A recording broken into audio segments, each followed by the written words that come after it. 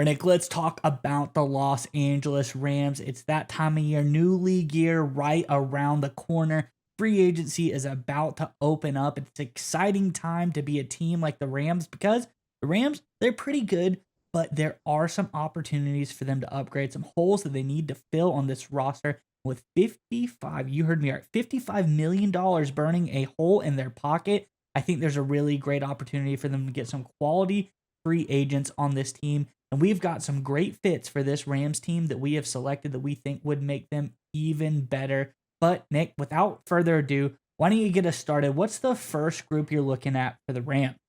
Yeah, we're going to start with the wide receiver position here. And of course, the assumption is that Cooper Kupp will no longer be a Los Angeles Ram. Les Snead has come out publicly and said, listen, it's highly unlikely he returns to the Rams. I guess it's still possible. But for the sake of argument today, we're going to assume Cooper Kupp is gone because it seems like the Rams, more likely than not, are going to trade him and either cut him either as a pre-June 1st release or post-June 1st release. And on that topic, while we're going to assume Cooper Kupp is gone, we're not going to take the salary cap benefits that the Rams will get when they move off of him because we don't know the details yet. So we're just going to keep things at 55 million to keep it steady and consistent. But we are going to assume Cooper Kupp will no longer be a Ram, which means the Rams need to address the wide receiver position, which leads us right into our first great fit for this Los Angeles team, and that's Keenan Allen. Obviously, Allen spent a lot of time on the West Coast with the Chargers much earlier in his career. He's one of the more consistent players year in and year out, going the better part of a decade. If you've got his numbers there, if you don't mind pulling them up on the screen, you can see he's 32 years old. He's very seasoned, very experienced.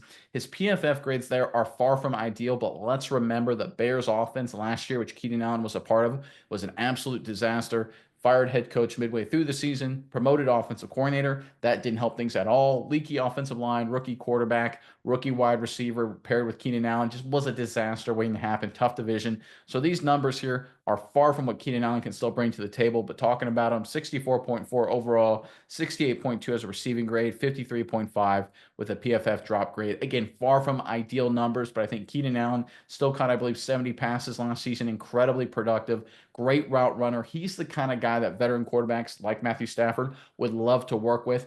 Veteran guys like Stafford, they don't want to rely on these young guys. You're like, okay, is he going to break the 10-yard dig route at the right depth? He's going to break it out at 9.5, or is he going to go to the post when it's time to run a post route? Does he wait too long for his break? All that timing, all that trust.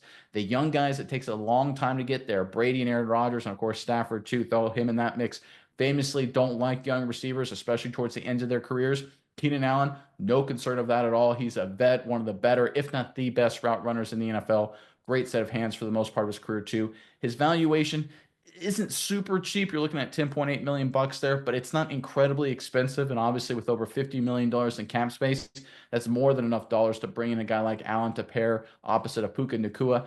Keenan Allen is also a willing run blocker in terms of and as a receiver. Is he great at it? No, but he's good enough to not be a liability. Good team guy, good locker room guy. And maybe you do get a little bit of a discount because Keenan Allen reportedly wants to return to the West Coast if he has any choice in the matter. So again, I think there's a chance you get him at a little bit under that 10.8. But overall, he would be a really good fit for what the Rams are trying to do at the wide receiver position. But there is an opportunity for the Rams to be a little more aggressive with this move. And let's go into our next option here at wide receiver. And this is Joshua Palmer, another West Coast wideout, formerly of the Los Angeles Chargers. Palmer is one of the more interesting players in the National Football League. He's a physically gifted guy, ideal height, ideal weight, great speed, lateral quickness, solid hands, not spectacular hands, good enough yards after catch potential. He should be a star, but for whatever reason, it never really worked out with the Chargers, right? Obviously, they changed offensive coordinators a bunch. They changed head coaches. They changed schemes for a much more run-heavy team last year. If you look at the depth chart, there was Keenan Allen, there was Mike Williams. He got kind of buried behind it. Then you had McConkey last year. It just was been a rough couple of years for Josh Palmer to break through. He still had some nice seasons and is still a good, solid player, but he really hasn't dominated the stand sheet the way a lot of people thought he would when you look at his measurables.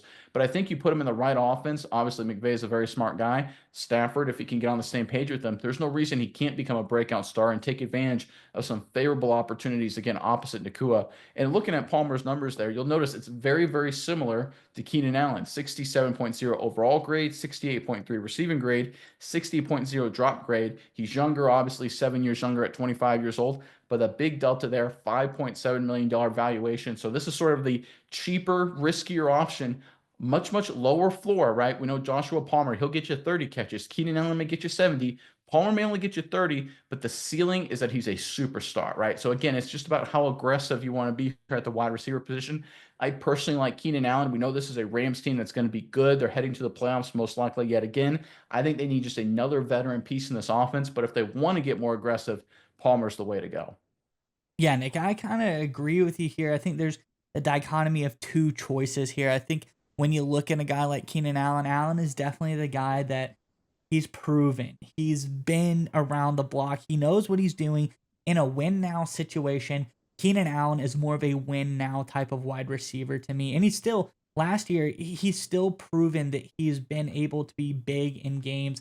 You look at against week 16 versus the Detroit Lions, went off for 141 yards there. Then against the week before that, against Minnesota, 82 yards. He had 86 yards against Minnesota again later that season, which, good team, Minnesota Vikings. So I think Keenan Allen, he's got a lot of good stuff going on for him. I think he still has the ability to turn it on and have a heavy workload on him if needed, but doesn't seem like he has to. Doesn't seem like that needs to be the case here. But when you look at him, I think this is the more win now option. But when you look at Palmer, I do like Palmer a lot. We've talked about Palmer a few years ago, just when he started getting into the league. He was very interesting, but it's like you said, he just never broke out. He never, I really would say, got the chance to break out, so to speak, but he's done really, really well. And what I see is he, like you said, 30, 39 catches, somewhere around there. But what he does with those catches to me is very impressive. 15 yards a catch he's averaged over the last 2 seasons. That's pretty good numbers if you get a guy that on average, when he touches the ball in his hands, he's getting 15 plus yards. That's pretty good. So I really like what he brings to the table. And I would agree with you here.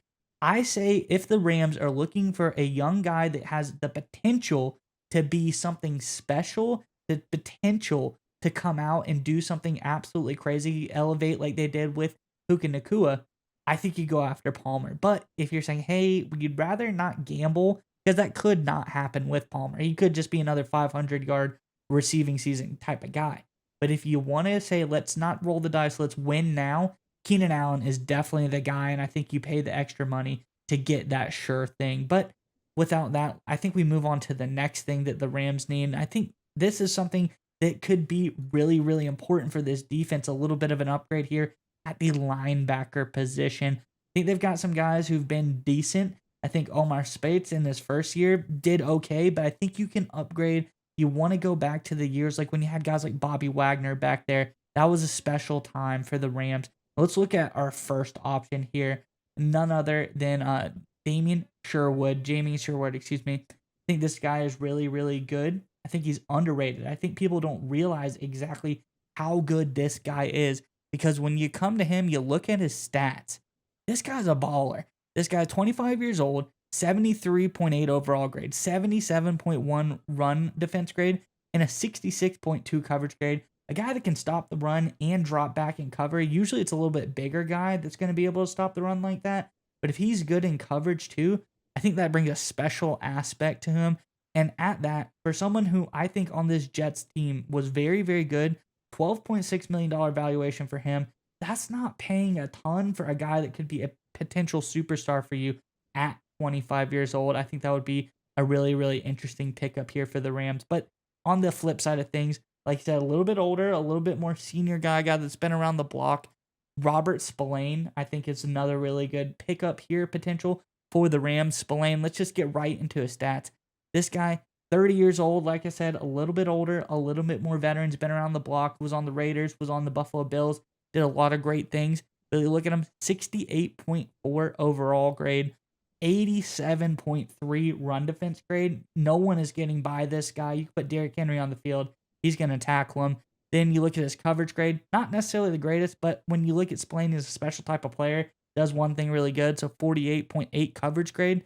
This guy is good. I think he's going to be a solid player, a more Keenan Allen style guy, a good veteran presence on this team. And with the $10 million valuation, a little bit of a discount, not too much, about $2 million you'd pay less than Sherwood. I think Spillane's a really good pickup here for the Rams as well. Yeah, so I'm a big Sherwood guy. Like, I think he's one of these opportunities for any team to really add a great player. I think he kind of came out of nowhere in 2024, recorded 158 tackles, which, by the way, just coincidentally is the same number Spillane recorded as well. So there's some interesting coincidences there. But if you talk about Sherwood, just a great football player. Like you watch him play for a bad Jets team, a good Jets defense, but overall a bad Jets team in a bad culture in a losing environment, and he just played really hard, hyper competitive.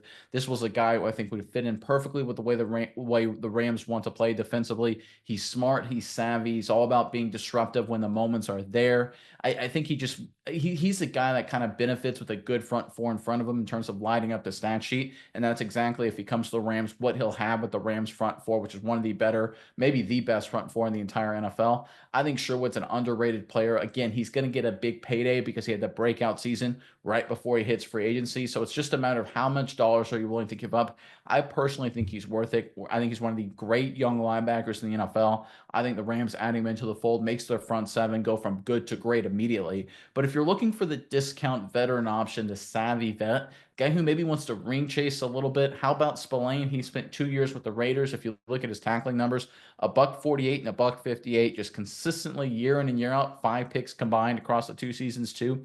Again, savvy vet. When you think of Spillane, just a good, solid football player. Bad teams, good, solid football player. I tell you what, when it comes to Spillane and Sherwood, I love the fact these guys were really productive, hyper competitive, got it done in bad environments. Because to me, those are the guys that when you put them on good teams and good environments, they explode and they do amazing things. Great example of that, of course, is Matthew Stafford himself. Buried with Detroit for a long time. A lot of people thought maybe he was overrated with the Lions. A lot of people very high on him in terms of his physical tool set and his production. He goes to the Rams, wins a Super Bowl, right? Again, that's what happens when you take good teams, good players on bad teams and put them on good teams.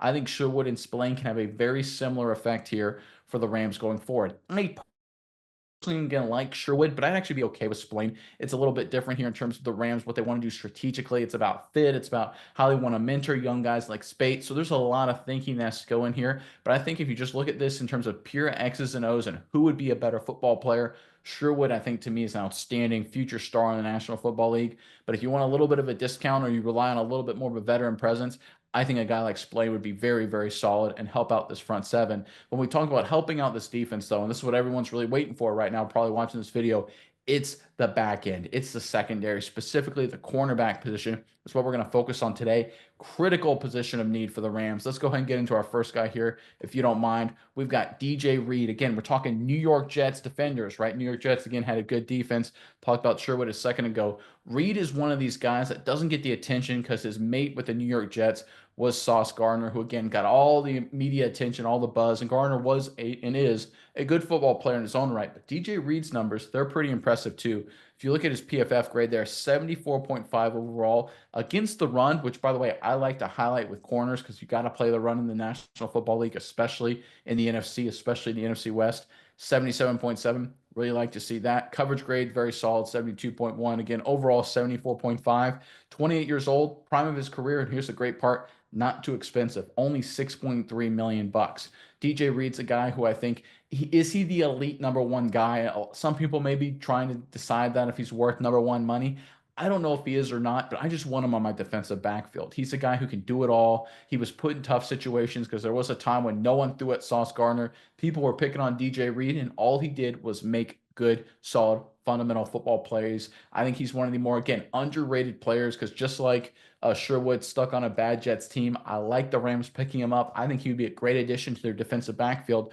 But that leads me directly into our second cornerback the Rams could potentially go after. And by the way, I think they should hit both of these guys. The second guy is Carlton Davis, one of the more savvy cornerbacks in the league. This is a guy here who's just known for being a good fundamental football player. He's been at a bunch of stops in his career. He went to the Detroit Lions, obviously, last season. He was just a real key part of this defense until the injury, unfortunately, ended his season. It kind of brought the entire Lions defense down. But when you look at his numbers, Davis has been a really good player. Let's pull up his stats right here, if you don't mind, on the screen there. Again, 28 years old, right in the prime of his career. His overall PFF grade is very good, 74.5. Against the run, I always love to see this, high 70s, 77.7, and good coverage grade right there as well, 72.1. And my favorite aspect about Davis, very interesting, is his valuation is only 3 million bucks. So what does that mean? If you go back, of course, to DJ Reed here and you look at DJ Reed's valuation at 6.3, I'm thinking the Rams get both of these guys. I like Reed and Davis. Be aggressive at corner. I think it's the biggest area of need. Talking about the secondary